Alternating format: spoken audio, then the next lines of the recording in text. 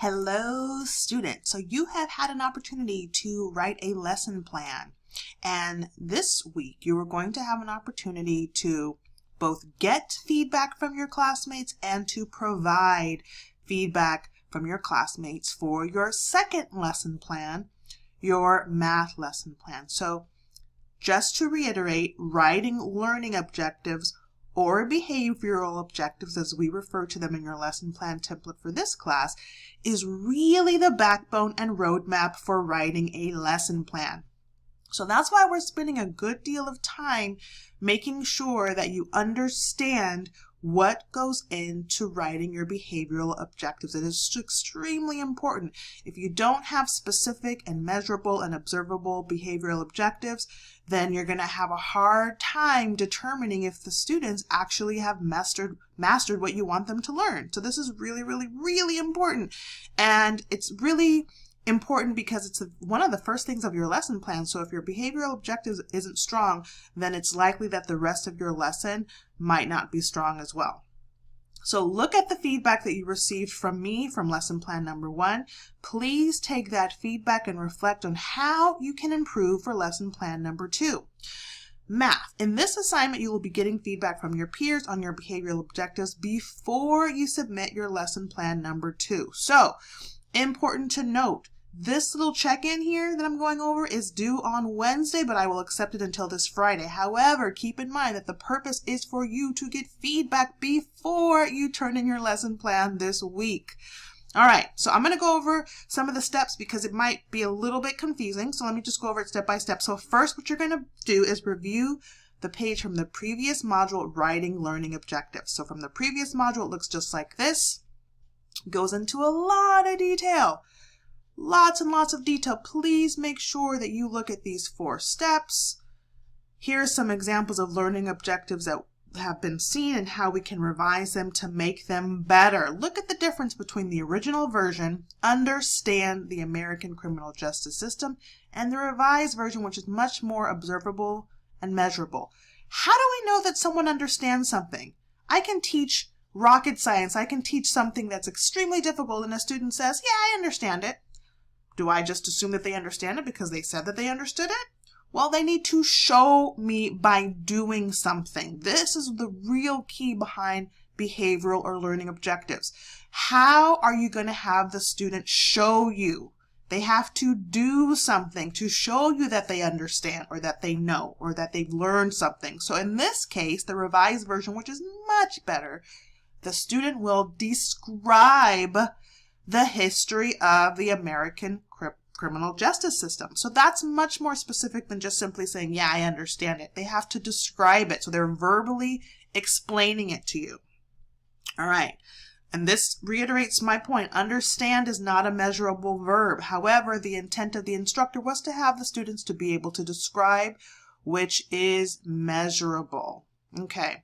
So first, you're going to review that page, Writing Measurable Learning Objectives, and then you will post the top part, just the top part of your lesson plan that you will be submitting this week for lesson plan number 2. So as you're planning for lesson plan number 2, you are going to submit or show or post the top part. So it's going to look something like this.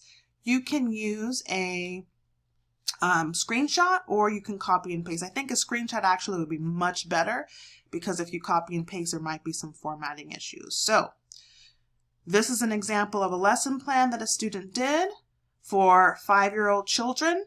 Okay, it's called Fishing for Alphabets. We have all of the different categories indicated here, and then we have their behavioral objectives. So you're going to show everything up to the assessment. So all the top part, okay? So right here, you will post the top part of your lesson plan that you will be submitting. So you can submit a screenshot or you can copy and paste. Make sure that you include everything from the top section, name, activity, age, theme, DRDPs, blooms, etc. Okay? But like I said, I think a screenshot would be best. As you write your behavioral objective, ask yourself these questions. So as you're planning your lesson, think about, is the behavioral objective specific and measurable? Meaning at the end of the lesson, can you observe if the child learned the skill, mastered the objective? Does it begin with student will be able to?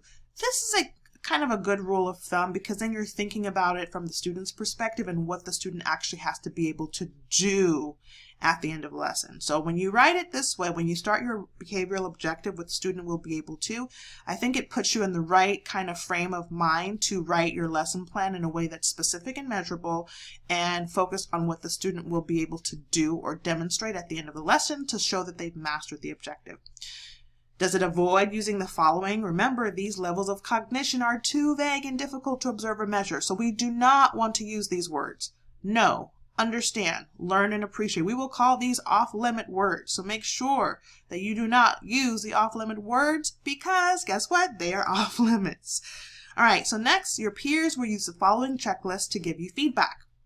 And this comes from the previous page from last week's module that I showed you, writing effective learning objectives. So identify the noun, the thing that you want to learn. So for example, the 7 steps of the research process. Number 2, identify the level of knowledge you want. We're going to use Bloom's taxonomy. So for example, we want them to know something. So example, to know the 7 steps of the research process, that's the comprehension level of Bloom's. And I've included this nice learning taxonomy, Bloom's taxonomy of learning objectives to give you some ideas. Okay, you can Google if you want to look at different ones. There's so many different options for Bloom's taxonomy. That's just one that I liked. Number 3, select a verb that is observable. Observable, remember, you have to be able to see it because otherwise, how do you know that the student has learned it? Select a verb that is observable to describe the behavior and the appropriate level of learning. For example, describe these steps.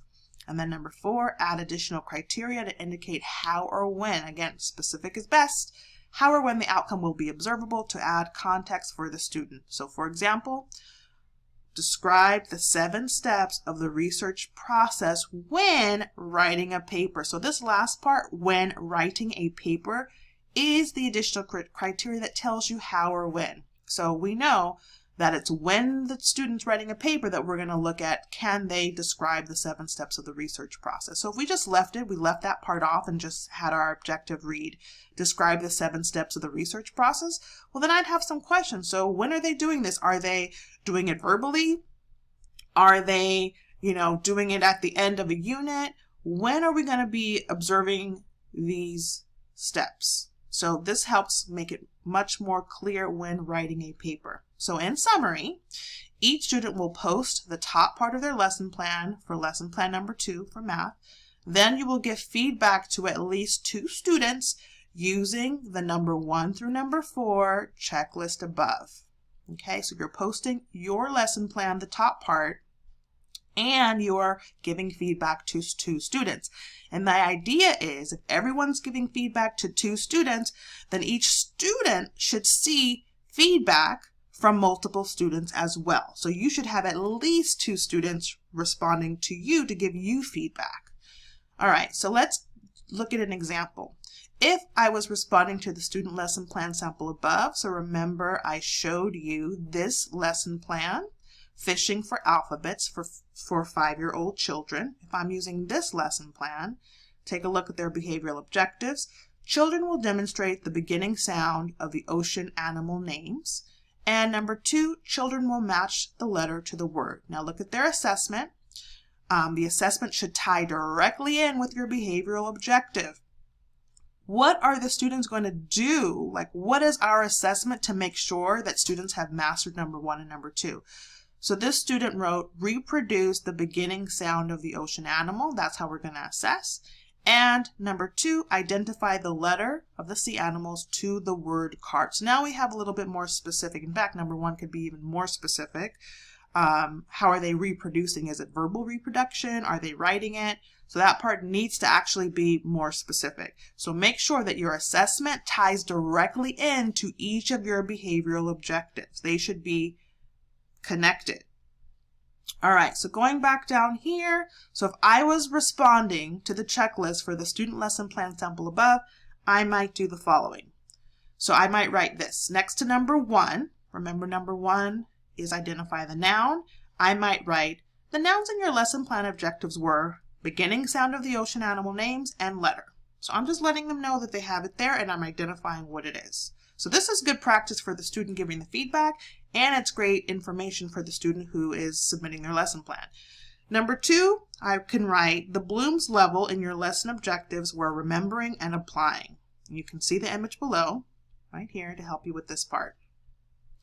Number 3, remember we have to select the verb that is observable. Number 3, the verbs in your lesson plan objectives were demonstrate and match. And good job for not using the off-limit words like no one understands. So kudos to the student. And then finally, we need to add any additional criteria. So remember up here, these are the objectives that I'm giving feedback on. So this is what I might write.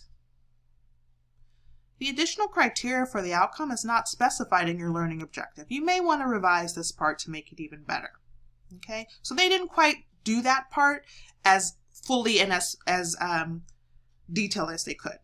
So in order to get full credit, you need to share the top part of your lesson plan and provide feedback for 2 of your classmates. So hopefully this little explanation helps you to know exactly what you're doing for this activity.